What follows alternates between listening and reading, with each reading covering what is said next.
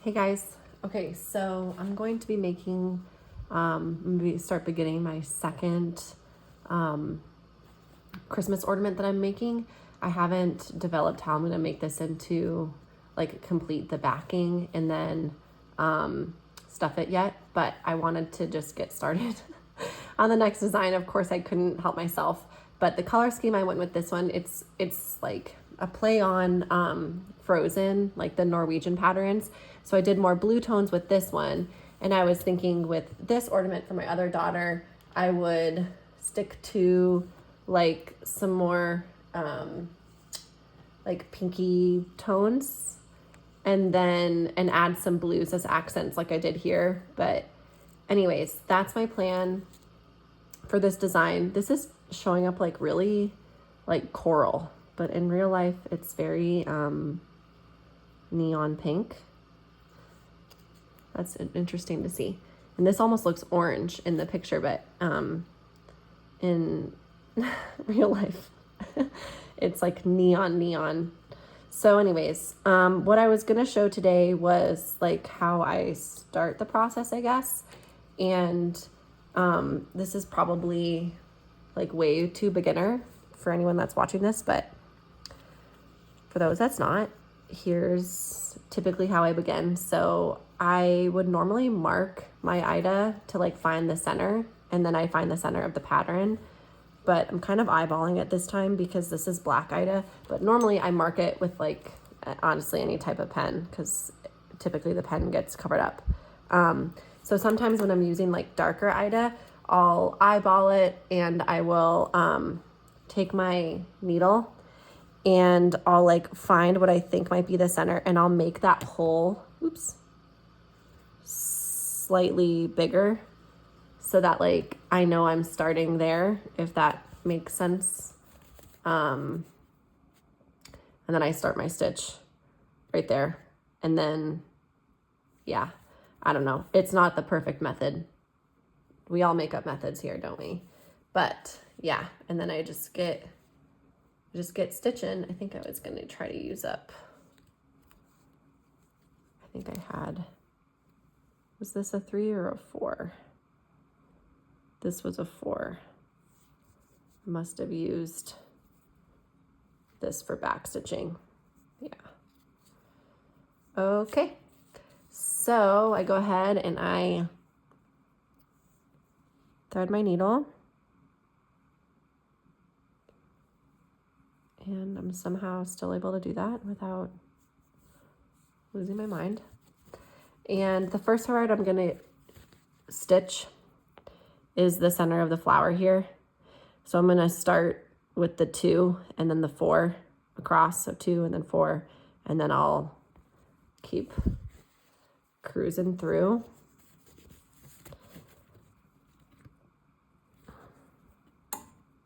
Oh gosh, my big hole just made my needle go through too fast. And I think I showed this previously, but typically when I'm trying to tuck my tail, I just pull it through briefly, and then I grab the,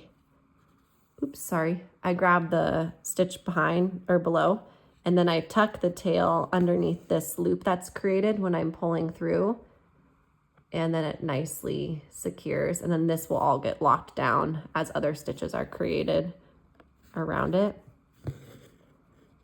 And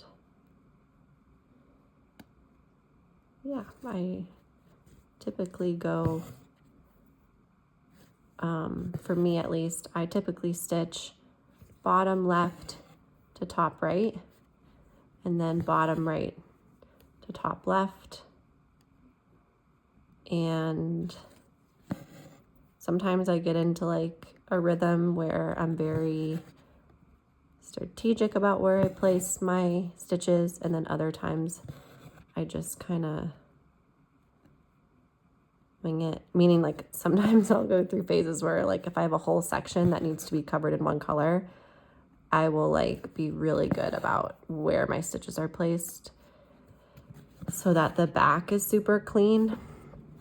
And then other times I'm really like lazy and random, and I just want to like rush through and get that section done. And so I just kind of like frantically place stitches, and it's just silly how, I don't really know. There's no, like I said, no real rules for me at least.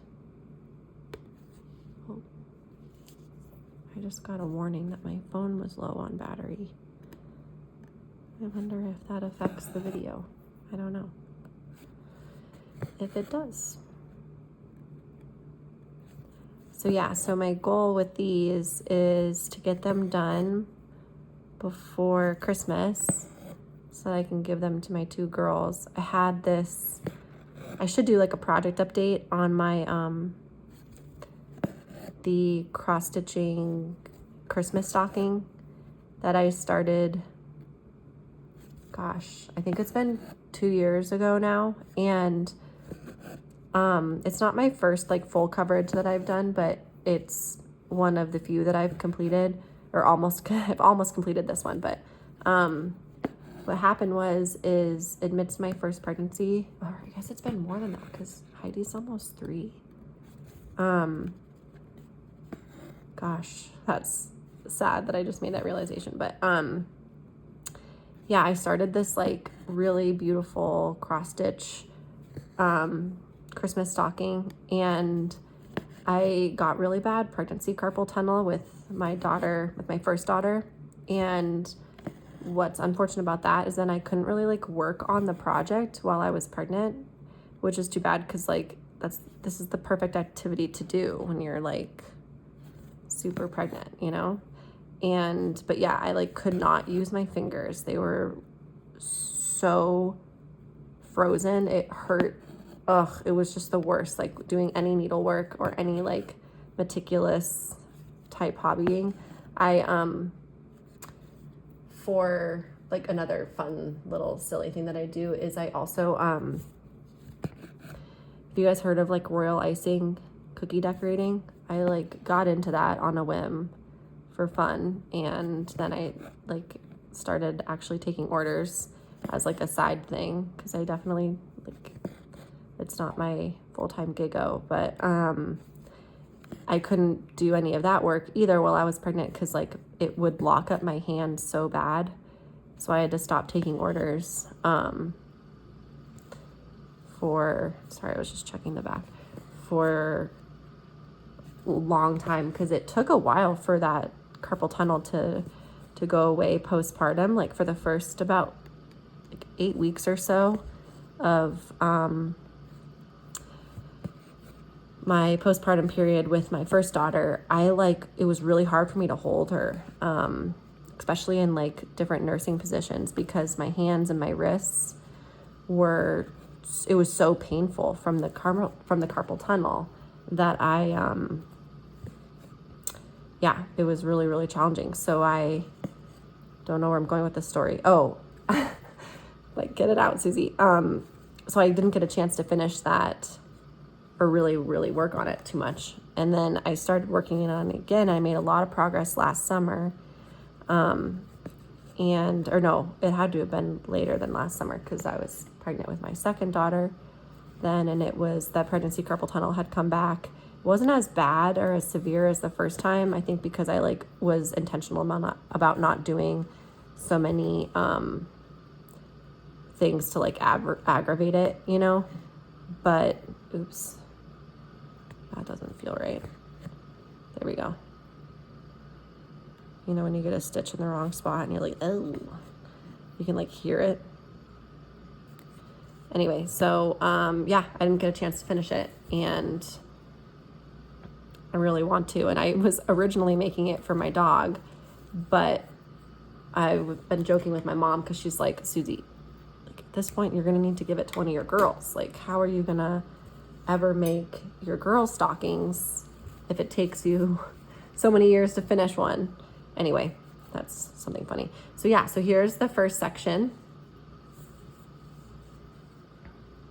And then I'm going to move on to making the petals on the flower and just expand the pattern outward. And I think I typically leave the back stitching till the end. I don't know why I do that. I guess because it's like a finishing task. but maybe it'd be kind of fun to do it while I go. I don't know. So anyway, that's what I'm gonna do. I'm gonna go add on the petals, and I'll give you guys a progress update from there.